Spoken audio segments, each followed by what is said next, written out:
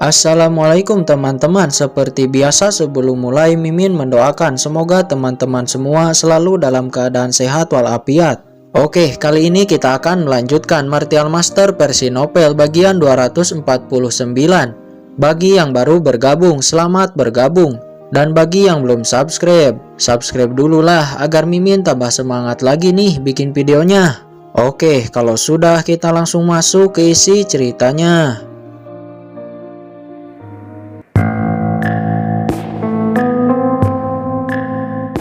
Spiritualnya kepada Kincen, dan Kincen pun dengan senang hati menteleportasi orang-orang itu keluar. Pada saat ini hanya tersisa 5 kelompok terakhir yang masih berada di pusat reruntuhan. Di antaranya Papilion Suanyin, pangeran ke-6 dari dinasti Dazhou, Royal Bespila, Orde Hitam, dan yang terakhir Penatua Sekte Setan Darah. Penatua Sekte Setan Darah ini dari tadi hanya melihat dari jauh dan tidak melakukan apapun. Kemudian Longyan, wakil presiden Orde Hitam, berjalan maju dan mengeluarkan 60% tanaman obat spiritualnya. Ini 60% tanaman obat yang kami dapat, kata Longyan. Untukmu bukan 60%, tapi 70% tanaman obat spiritual ditambah 10.000 batu asli kelas menengah, kata Kincen dengan suara ringan. Apa? 10.000 batu asli kelas menengah? Itu jumlah yang sangat banyak, ucap spontan orang-orang Orde Hitam lainnya di belakang Longyan yang nampak terkejut. Oke, baiklah, kata Longyan di saat melihat raut wajah Kincen yang nampak akan berubah. Dia takut Kincen akan berubah pikiran. Lalu Longyan mengeluarkan 70% tanaman obatnya dan 10.000 batu asli kelas menengah. Oke, bagus, kata Kincen seraya mengaktifkan arai teleportasi dan mengirim Longyan beserta anak buahnya keluar. Melihat Longyan telah pergi, Mo Xincheng dari Royal Bespila maju ke depan. Tuan Muda, maafkan atas kelancangan anak saya Mo Xiang karena telah menyinggung Tuan Muda di kota Blackmar City waktu itu, ucap Mo Xincheng seraya menendang lutut Mo Xiang, dan Mo Xiang pun berlutut kepada Kincen. Senior, mohon maafkan saya, kata Mo Xiang. Bangunlah, saya telah melupakannya, kata Kincen dengan ekspresi yang acuh. Lalu Mo Xiang bangkit dan menghela napas lega. Untukmu 80% tanaman obat spiritual dan 10.000 batu asli kelas menengah, kata Kincen. Mo Xincheng tanpa ragu mengeluarkan 80% tanaman obatnya dan 10.000 batu asli kelas menengah, lalu memberikannya kepada Kincen. Namun wajahnya nampak sangat pahit. Sudahlah, yang terpenting sekarang keluar dari sini terlebih dahulu. Nanti akan ada saatnya untuk merebutnya kembali, gumam Mo Xincheng. Selama pihak lain patuh, Kincen juga langsung mengirim Mo Xincheng dan konco-konconya pergi keluar. Kemudian Penatua Luoying dari Papilion Suanyin maju dan memberikan 90% tanaman obat spiritualnya kepada Kincen. Dengan wajah yang nampak kusam dan sebuah penyesalan muncul dari dalam hatinya. Dia menyesal karena telah berkompromi sebelumnya dan membuat Kincen marah. Dia hanya berharap rumput Huajun yang tersisa dapat membuat Jiwei menerobos ranah ke-6. Setelah menerima 90%, Kincen dengan acuh mengirim mereka semua keluar. Di saat kelompok Papilion Suanyin sudah menghilang, di saat itu juga kelompok dinasti Dazhou berjalan maju. Namun tiba-tiba Kincen langsung menutup arai teleportasinya. Ini membuat kelompok dinasti Dazhou bertanya-tanya. Nah, apa maksudmu? Kata seorang pengawal. Berapa yang kamu mau? 70%? 80%? Atau 90%? Atau 10.000 batu asli? Cepat katakan saja berapa yang kamu inginkan, kata pangeran ke-6 yang nampak acuh dan sombong. Aku menginginkan hidupmu, kata Kincen dengan dingin, dan sebuah niat membunuh terpancar dari matanya. Jelas Kincen sudah sangat geram sekali kepada pangeran ke-6 dinasti Dazhou ini. Di pikiran Kincen, selama dia melepaskan pangeran ke-6 ini, tentu pangeran ke-6 ini akan melakukan penyerangan kepadanya setelah di luar, dan itu akan sangat merepotkan. Apa? Kamu ingin membunuhku? Apakah kamu tahu siapa aku? Apakah kamu pikir jika kamu membunuhku, kamu dapat keluar dari rawa maut hitam ini hidup-hidup? Seluruh dinasti Dajjal saya akan memburumu, kata pangeran keenam dengan wajah yang sombong. Dia lalu menggeser matanya dan melihat ke arah Penatua Sekte Setan Darah. Penatua Sekte Setan Darah ini diketahui bernama Penatua Tianma. Apakah kamu dengar? Dia ingin membunuh kita. Ayo kita bersama-sama hancurkan formasi pertahanannya, kata pangeran keenam kepada Penatua Tianma. Mendengar itu, Penatua Tianma mengabaikan kata-kata pangeran keenam Dajjal, lalu memandang Qin dan berkata, "Yang mulia, sepertinya antara saya dan kamu tidak memiliki dendam apapun. Mengapa kamu juga ingin membunuh saya? Lalu mengapa kamu belum pergi?" kata Qin.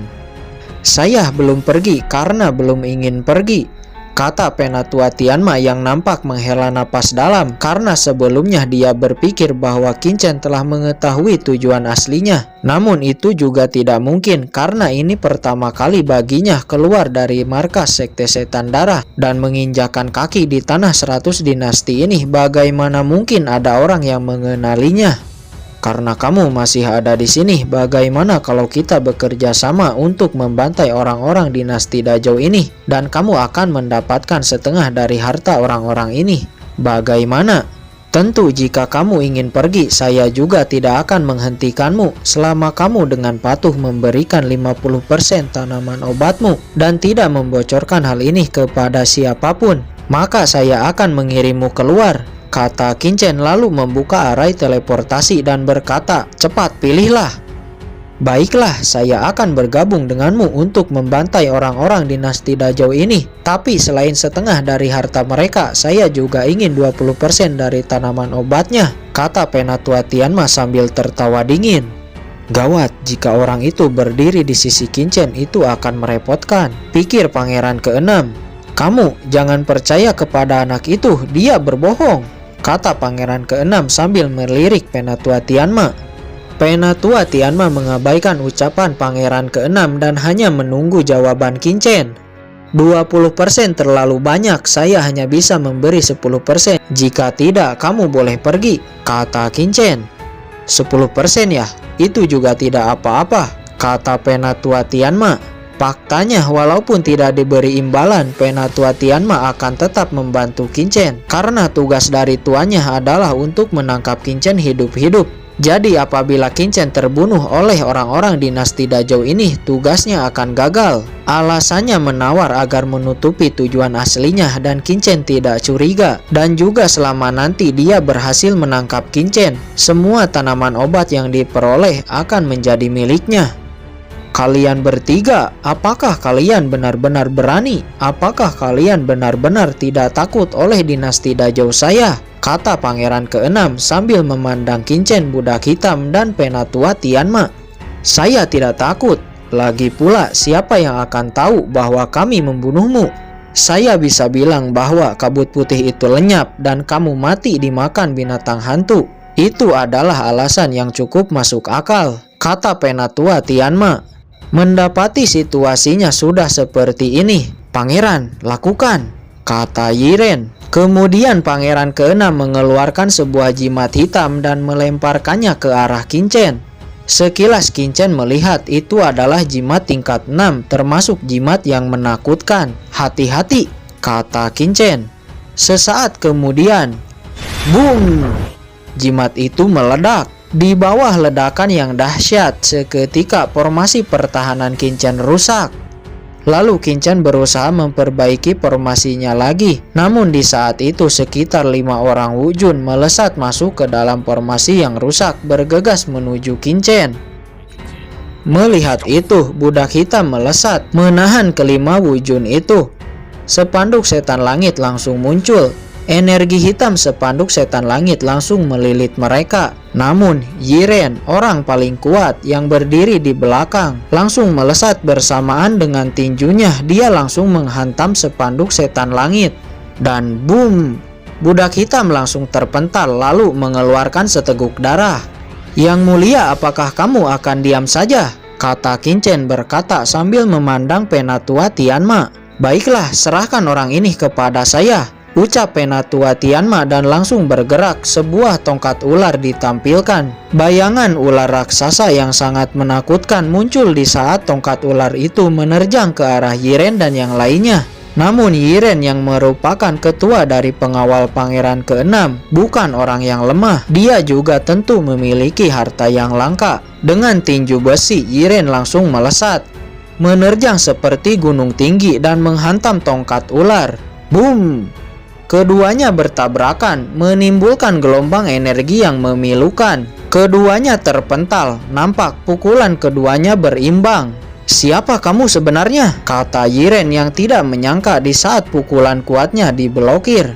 "Kamu tidak perlu tahu," kata Penatua Tianma.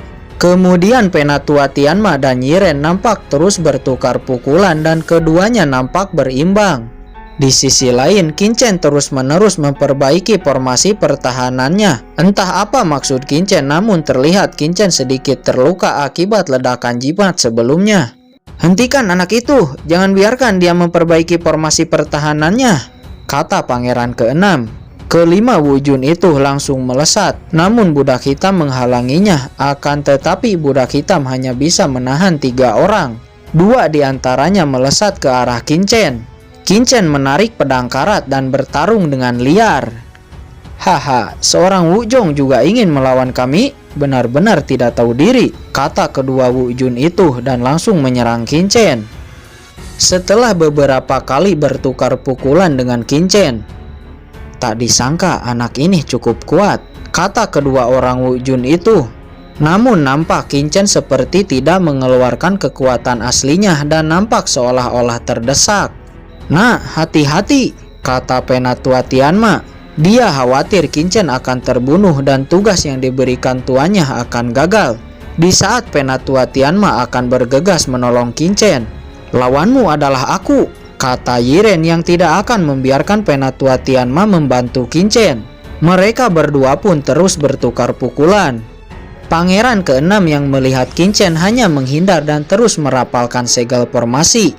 Dia melesat memasuki formasi. Melihat itu, Qin Chen menebaskan pedangnya ke arah Pangeran ke-6. Sebuah cahaya niat pedang langsung akan menghantam Pangeran ke-6. Namun tiba-tiba sebuah armor besi muncul di tubuh Pangeran ke-6 dan melindunginya. Di saat Pangeran ke-6 dan pengawalnya sudah mengepung Qin Chen, tiba-tiba Qin Chen tersenyum tipis, kekuatannya melonjak dan melesat dengan sangat cepat bersama dengan budak hitam keluar dari formasi, dan dengan satu segel tangan formasi itu tiba-tiba tertutup. "Apa yang terjadi? Mengapa kita tidak bisa keluar?" kata Pangeran ke-6.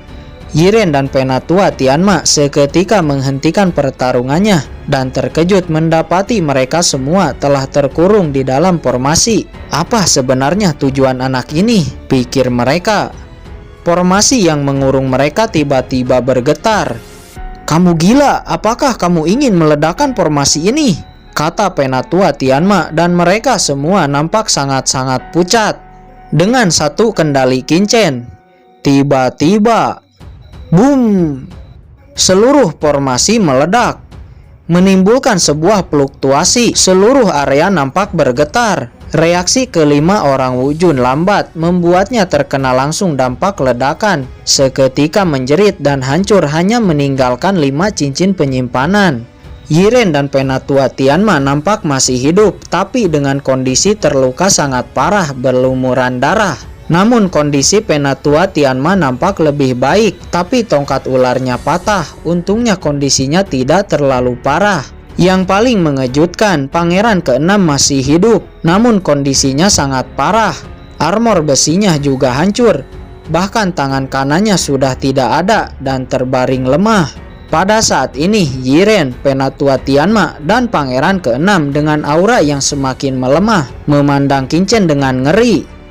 Mendapati tatapan itu, Qin Chen berjalan perlahan.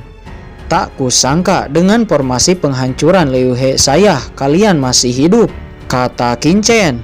"Tuan, tolong lepaskan saya, biarkan saya hidup dan saya akan memberikan semua barang saya kepadamu. Dan juga saya tidak akan mengungkit masalah ini kepada siapapun," kata pangeran keenam yang nampak meminta belas kasihan dan menyesali karena sebelumnya telah membuat masalah dengan Qinchen. Yang mulia pangeran keenam yang terhormat, melepaskanmu, apakah itu mungkin? Kata Qinchen. Teman, saya berada di pihakmu, mengapa kamu juga meledakkanku? Kata Penatua Tianma. Saya tidak berani berteman dengan orang-orang dari sekte setan darah, kata Qinchen. Hah? Dari mana kamu mengetahuinya? Kata Penatua Tianma. Di tubuhmu mengalir energi iblis, bagaimana saya tidak mengetahuinya? Tujuanmu ke sini juga mungkin untuk mengincarku, ucap Qinchen, kemudian mengeluarkan pedang karat langsung menebas ke arah leher Yiren. Seketika dia mati. Kemudian mengarahkan pedangnya ke arah pangeran keenam. Jangan bunuh saya, kata pangeran keenam di dalam keputusasaannya. Namun pedang karat langsung menebas lehernya. Seketika pangeran keenam dari dinasti Zhou Agung mati di tangan Qinchen.